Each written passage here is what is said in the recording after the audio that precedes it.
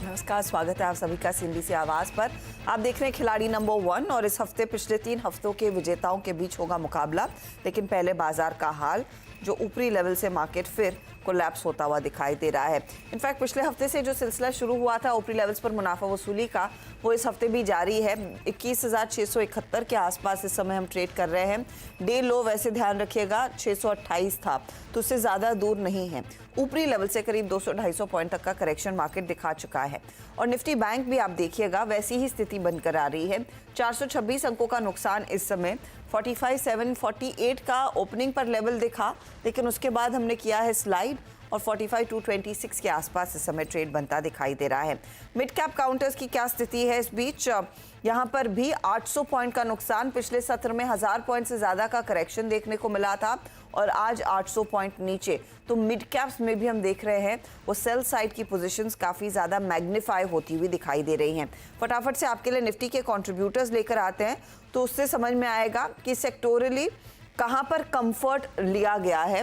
तो आज टेक्नोलॉजी कंपनियों में फिर खरीदारी आ रही है। इन्फी, एचसीएल टेक, विप्रो जैसे काउंटर्स, अपोलो हॉस्पिटल का साथ। लेकिन आप देखिएगा रिलायंस इंडस्ट्रीज में करेक्शन, आईसीआईसीआई और एसबीआई दोनों में दबाव और एनटीपीसी भी एक ड्रैगर ही साबित हो रहा है। इनफैक्ट फार्मा कंपनियों का वेट कम है, इसीलिए वो टॉप गेनर्स में नहीं दिखाई दे रहे हैं, बारिंग ऑफ कोर्स आपका अपोलो हॉस्पिटल। वरना डीवीज, डॉक्टर रेड्डीज, इन काउंटर्स के चलते भी थोड़ा सा सपोर्ट मिला है। निफ्टी फार्मा दरअसल इन कंट्रोल है। चलिए हमारे जानकारों की इस बीच क्या रणनीति रहेगी उसकी बातचीत करते हैं। किन ट्रेड्स पर इनका फोकस रहेगा ये आपके सामने लेकर आएंगे। मैदान में हैं ब्रिजेश एन, रूपक डे और साथ ही साथ अमित सेठ। ये पिछली बारी जब इन्होंने अपने अपने हफ्तों में परफॉर्म किया था उनके रिटर्न्स है। Amit, good morning. बताइए ट्रेड क्या रहेगा कंसिडरिंग पिछले हफ्ते जो हमने लास्ट 2 ट्रेडिंग सेशंस में बिकवाली मैग्नीफाई होती देखी थी वो जारी है।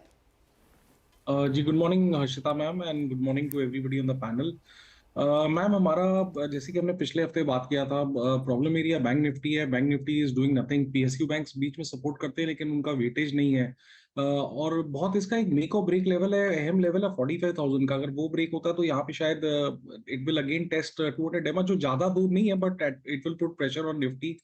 निफ्टी के अगर हम लेवल्स की बात करें तो पिछले 2-3 दिनों से अपने 20 डेमा मेक और ब्रेक लेवल पे ही रेस्ट कर रहा है। अगर डिसाइसिवली क्लोजिंग बेसिस में निफ्टी अगर 20 डेमा ब्रेक करता है तो यहाँ पे 100 से 150 पॉइंट की और एक गिरावट आ सकती है। तो मेक और ब्रेक जोन, साइडवेज मार्केट, थोड़ा सा वेट एंड वॉच करना चाहिए और स्टॉक स्पेसिफिक रहना चाहिए। ओके, थोड़ा स्टॉक स्पेसिफिक रहे। और निफ्टी बैंक की बार बार गाड़ी अटक रही है या फिर डीरेल हो रही है। रूपक, आपकी अप्रोच क्या रहेगी? जी मेरे ख्याल से निफ्टी में नेगेटिविटी बरकरार रहेगा आज का दिन। और जब तक 21,850 के नीचे निफ्टी रहता है तब तक सेलिंग प्रेशर थोड़ा बहुत रहेगा। और बैंक निफ्टी का सपोर्ट नहीं मिल रहा है, मतलब पॉजिटिव सपोर्ट नहीं मिल रहा है, तो बैंक निफ्टी भी नेगेटिविटी को कंट्रीब्यूट कर रहा है। तो ओवरऑल मेरे ख्याल से नेगेटिविटी रहेगा। शॉर्ट और लॉन्ग साइड दोनों साइड में ही स्ट्रैटेजी रहेगा। ब्रिजेश, आपकी strategy? Good morning madam. So मुझे लगता है कहीं ना कहीं उतना मेजर वीकनेस नहीं है, बट डेफिनेटली मोमेंटम कहीं ना कहीं लूज होते हुए दिखाई दे रहा है। बैंक निफ्टी मुझे नहीं लगता कि 45,000 के नीचे जाएगा। 45,000 के आसपास काफी सपोर्ट है और आज के दिन के लिए जो फॉल आना है मुझे लग रहा है कहीं ना कहीं आ चुका है। तो मुझे लगता है बैंक निफ्टी में 45,400 के आसपास शायद सपोर्ट मिल सकता है इंट्राडे के पर्सपेक्टिव से। रेंज में ही रहेगा। नीचे के लेवल पे मैं स्टॉक स्पेसिफिक ट्रेड्स बाइंग के लिए ही देखूंगा। मेजर मंदी नहीं लग रहा है, बट देन साइडवेज है मार्केट। मेजर मंदी नहीं है लेकिन साइडवेज है मार्केट। दिक्कत यही है, और ये साइडवेज मार्केट जो स्लो किलिंग होती है उसको अंजाम देता है। चलिए तो ट्रेड्स कौन से रहेंगे उस पर आते हैं। रूपक, आपका ओपनिंग ट्रेड? मेरा ओपनिंग ट्रेड रहेगा विप्रो में। एक कंसोलिडेशन ब्रेकआउट दिया डेली चार्ट में और क्रिटिकल मूविंग एवरेज के ऊपर सस्टेन कर रहे हैं। और आईटी स्टॉक्स में थोड़ा बहुत पॉजिटिविटी है। तो मेरे ख्याल से क्योंकि कल नैस्डैक बहुत स्ट्रॉन्ग क्लोजिंग दिया था फ्राइडे को, तो मेरे ख्याल से विप्रो जो है वो 560 तक जा सकता है और नीचे एक स्टॉप लॉस मेंटेन करना होगा 489 पे। ओके, तो विप्रो में एक अपॉर्चुनिटी 489 का आप कह रहे हैं स्टॉप लॉस लगाइएगा। मोमेंटम में है काउंटर और पूरा पैक। 560 का टारगेट है बाय साइड का ट्रेड। अमित, आपका ट्रेड पहला वाला? जी मैम, मैं मिड कैप आईटी में कोफोज के साथ जाना चाहूंगा। कोफोज ने परसों के सत्र में एक पुल बैक दिया। स्टॉक ऑलरेडी काफी स्ट्रेंथ में है। Pull back is an opportunity to enter again. Sector tailwind भी काफी अच्छा है। 6625 का प्राइस है। टारगेट्स रहेंगे लगभग 7,000 रुपए के और स्टॉप लॉस रहेगा 6400 का। 6400 का स्टॉप लॉस लगाइए, 7000 का टारगेट, बाय साइड का ट्रेड। आईटी है जो सपोर्ट कर रहा है इस मार्केट को लार्जली, और कोफोज उसका एक बड़ा अंश है। ब्रिजेश, आप बताइए आपका ट्रेड। मैडम, मैं वोल्टास के साथ एक मोमेंटम ट्रेड लेना चाहूंगा। तो अभी जो करंट प्राइस चल रहा है 1075, 10 पॉइंट्स का इसमें रिस्क रहेगा। 1065 का मेरा स्टॉप लॉस रहेगा और 1105 के टारगेट के लिए मैं एक ट्रेडिंग अपॉर्चुनिटी देख रहा हूँ इसमें ओके, वोल्टास। ठीक है, तो एक ट्रेडिंग अपॉर्चुनिटी है वोल्टास में। 1105 आपका टारगेट है, स्टॉप लॉस 1065 का रहेगा। स्टॉक में आज हल्का सा मोमेंटम भी देखने को मिला है। ब्रिजेश, लगे हाथ दूसरा ट्रेड भी देंगे? हाँ मैडम, ये दूसरा ट्रेड जो है वो कल्याणी ज्वेलर्स के ऊपर है, जो 355 के आसपास ट्रेड कर रहा है। एक बेस बना के ये स्टॉक मोमेंटम में आ रहा है। तो 355 में मुझे लगता है हमें इसको बाय कर लेना चाहिए। इसका जो स्टॉप लॉस है 345 का रहेगा और इसको 380 के करीब मैं देख रहा हूँ। ये पूरे वीक हो सकता है ये ट्रेड, बट एक ट्रेडिंग अपॉर्चुनिटी है यहाँ पे। ओके, ट्रेडिंग अपॉर्चुनिटी कल्याण ज्वेलर्स में। यहाँ पर तेजी का ट्रेड 345 का स्टॉप लॉस लगाएंगे, 380 तक जा सकता है। थोड़ा सा टाइम ले सकता है, इस पूरे हफ्ते आप ट्रेड दे सकते हैं इसे समय। रूपक, बताइए आप क्या जोड़ने वाले हैं विप्रो के साथ? दूसरा ट्रेड रहेगा मेरा बीपीसीएल में, शॉर्ट साइड में ट्रेड रहेगा, क्योंकि पीएसयू स्टॉक्स में हम लोग आज देख रहे हैं कि प्रॉफिट बुकिंग चल रहा है। तो और बीपीसीएल का डेली चार्ट में एक rounding top kind of pattern बना के नीचे आ रहा है। तो मेरे ख्याल से करेक्शन जो है 545 तक आ सकता है और ऊपर एक स्टॉप लॉस मेंटेन करना होगा 601 पे। 601 आपका stop loss, 545 target, right? Right. Okay, तो ये स्टॉक 4% नीचे है, करेक्शन और देखने को मिल सकता है। मंदी का ट्रेड आप लेकर चलें, ठीक है। अमित, बताइए आप क्या ट्रेड पिक करेंगे? जी मैम, एक मोमेंटम ट्रेड लूंगा। रैशनल ये कि अभी के भी बाजार में काफी स्ट्रेंथ है गॉडफ्रे फिलिप में। 2550 का इसका प्राइस है। जो पिछले 5-6 दिनों का पुल बैक आया था उसमें वॉल्यूम्स कुछ नहीं थे इसमें। काफी लो वॉल्यूम पुल बैक था और आज के सत्र में कैंडल काफी स्ट्रॉन्ग है इस बाजार में भी। तो गॉडफ्रे फिलिप छोटा सा स्टॉप लॉस 2490 का रखेंगे और टारगेट्स लगभग रहेंगे 2750 के। 2750 का टारगेट रहेगा और गॉडफ्रे फिलिप्स में एक बाय साइड का ट्रेड। स्टॉक आपके सामने मोमेंटम में है, 180 रुपए की बढ़त, 2490 आपके लिए स्टॉप लॉस का काम करेगा। एक एक ट्रेड हमारे जानकार और देंगे, उस पर आएंगे, लेकिन पहले थर्मैक्स के मैनेजमेंट से रूबरू हो जाते हैं, क्योंकि तीसरी तिमाही के नतीजे आपको याद होगा जो पिछले हफ्ते आए थे, अच्छे थे। आय में 13% की ग्रोथ है, मुनाफा 89% बढ़कर आया, इबिट्टा में भी 17% का इजाफा देखने को मिला। मार्जिन थोड़े से स्टेबल रहे थे, मैं प्रेशर नहीं कहूंगी, मार्जिन आप देखिएगा 7.9 के 8% के आसपास आते हुए दिखाई दिए, तो डिसेंट परफॉर्मेंस। अब ऐसे में यहाँ से आगे का आउटलुक क्या है, किस तरह की ऑर्डर बुक पर कंपनी खड़ी है, इस पर बात करने के लिए हमारे साथ कंपनी के एमडी और सीईओ आशीष भंडारी है। मिस्टर भंडारी, स्वागत है आपका। आपके नंबर्स जैसे मैं अभी पढ़ रही थी अच्छे रहे हैं, बिट्टा लेवल पर, प्रॉफिटेबिलिटी पर। क्या डिटेल शेयर कर पाएंगे कि किस सेगमेंट से वो ग्रोथ आई है? क्या ये इंडस्ट्रियल प्रोडक्ट्स है, इंफ्रा है, आपका दूसरा बायो वाला बिजनेस है, कहाँ से इंप्रूवमेंट है? इस क्वार्टर में जो ग्रोथ आ रही है दो जगहों से। सबसे पहले जो रेवेन्यू की मैं बात कर रहा हूं अभी, इंडस्ट्रियल प्रोडक्ट्स, जहाँ पे आई वुड से करीब 3 साल हो गए हैं हमारी ग्रोथ स्टेडीली दिख रही है। और ये बिजनेस अब 3 साल के हिसाब से काफ़ी बढ़ गया है, करीब हर साल 20% से ज़्यादा यहाँ पे ग्रोथ आया है। और दूसरी जगह जहाँ से ग्रोथ आ रही है वो बायोफ्यूल सेक्टर और प्रोजेक्ट्स में, बायो सीएनजी जो हम कहते हैं, उस स्पेसिफिक एरिया में प्रोजेक्ट्स में से ग्रोथ आई है। इसके बियॉन्ड जो 2 एरियाज हैं, केमिकल्स जहाँ पे प्रॉफिटेबिलिटी में बढ़ोतरी है, मुनाफे में बढ़ोतरी है, पर जो रेवेन्यू और टॉप लाइन है उसमें उतनी ज़्यादा बढ़ोतरी नहीं है जो हम आगे वाले क्वार्टर्स में देखना चाहेंगे। इसके अलावा जो हमारे बाकी प्रोजेक्ट्स हैं, जो हम पहले रिफाइनिंग, पेट्रोकेमिकल, वहाँ से हमें बड़े बड़े प्रोजेक्ट्स मिलते थे, वहाँ ग्रोथ नहीं बल्कि अभी थोड़ा स्लो डाउन ही चल रहा है। एंड इसकी वजह से ऑर्डर्स हम जो एक्सपेक्ट करते थे और ज़्यादा, अभी उतने नहीं हैं। ओके, तो इंडस्ट्रियल इंफ्रा में जो स्लो डाउन है ये इंटरनेशनल मार्केट में जो धीमापन देखने को मिला है, जो दूसरे आपके पियर्स ने भी मेंशन किया, उसका नतीजा है, या फिर डोमेस्टिक मार्केट में कुछ स्थिति थोड़ी सी धीमी चल रही है आपके लिए? लार्जली डोमेस्टिक मार्केट रिलेटेड है, क्योंकि last year refining and petrochemical और पावर से स्ट्रेंथ था। इस साल एक्सपेक्टेशन था कि रिफाइनिंग एंड पेट्रोकेमिकल कम हो जाएगा, बट स्टील से डेफिनेटली अपटेक इन स्टील में जो इतने बड़े प्रोजेक्ट्स अनाउंस हुए हैं, पर ये प्रोजेक्ट्स अभी ग्राउंड में रियलिटी होने में अभी भी थोड़ा टाइम है। पर मैं ये कहूंगा कि जब हम अगले 3-4 क्वार्टर्स की तरफ देख रहे हैं, वहां पे एटलीस्ट अपॉर्चुनिटी पाइपलाइन वापस अच्छे से बढ़ने लग गई है। और पूरे देश में मतलब अभी जो कोल की वजह से ओवरऑल पावर की कमी हो रही है, और उसमें पावर में जो बड़े बड़े इन्वेस्टमेंट्स आने वाले हैं, उसकी वजह से जो पाइपलाइन है वापस अच्छी बिल्डअप होने लगी है। तो उस हिसाब से अगले साल को मैं अगर देखूं तो कॉन्फिडेंस है कि बड़े प्रोजेक्ट्स वापस आ जाए। ओके, तो बड़े प्रोजेक्ट्स वापस आते हुए दिखाई देंगे। सर, मुझे एक अंदाजा दे पाएंगे कि ये ऑर्डर बुक फिर आपकी कितनी और बेहतर होती हुई दिखाई देगी? ये जब भी नए ऑर्डर्स आएंगे, कितनी विजिबिलिटी है आपकी जो थर्ड क्वार्टर में ऑर्डर्स थे उसको और बढ़ाने की?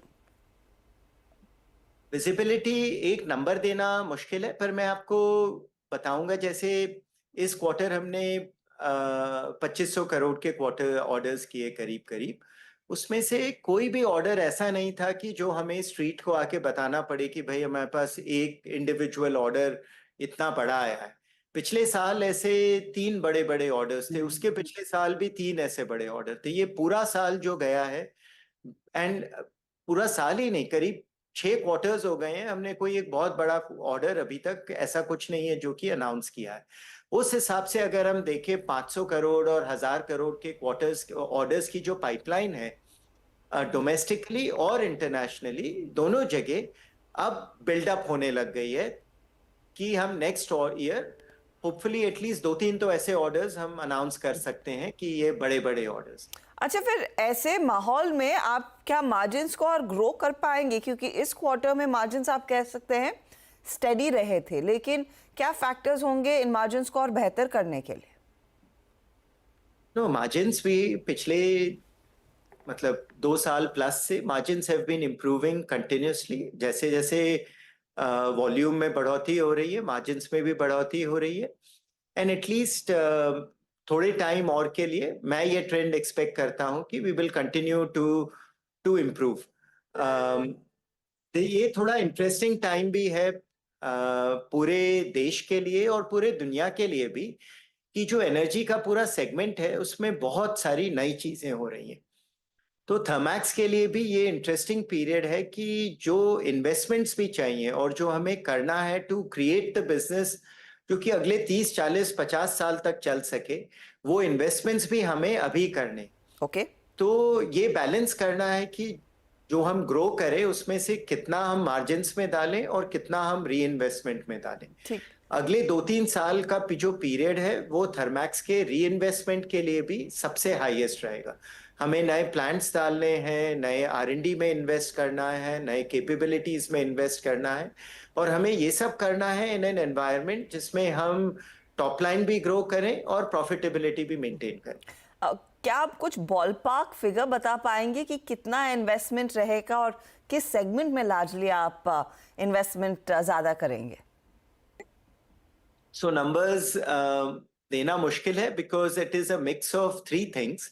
सबसे पहले जो नए प्लांट और इन्वेस्टमेंट्स, उसमें हम वाटर में हमने एक नया प्लांट इन्वेस्ट किया है, केमिकल्स में नया एक्सपेंशन कर रहे हैं, एंड केमिकल्स में और भी एक्सपेंशन करते रहेंगे। हमारे कूलिंग प्लांट में नए कैपेबिलिटीज पे एक्सपेंशन चल रहा है, बॉयलर प्लांट में नया एक्सपेंशन चल रहा है, and hopefully in the future hydrogen में भी एक प्लांट हम डाल सकते हैं। सो ये नए इन्वेस्टमेंट्स। जो दूसरा कैटेगरी है वो है M&A का। जैसे पिछले 1 महीने में हमने एक वाटर में एक इन्वेस्टमेंट किया है, वैसे ही 2-3 और ऑप्शंस भी अवेलेबल हैं, स्मॉल स्ट्रेटेजिक इन्वेस्टमेंट्स जो कि हम कर सकते हैं। और तीसरा R&D का इन्वेस्टमेंट है। जो R&D का इन्वेस्टमेंट है वो स्टेज गेटेड इन्वेस्टमेंट है, पहले स्टेज में सक्सेस होगा तो दूसरे स्टेज के इन्वेस्टमेंट्स आएंगे।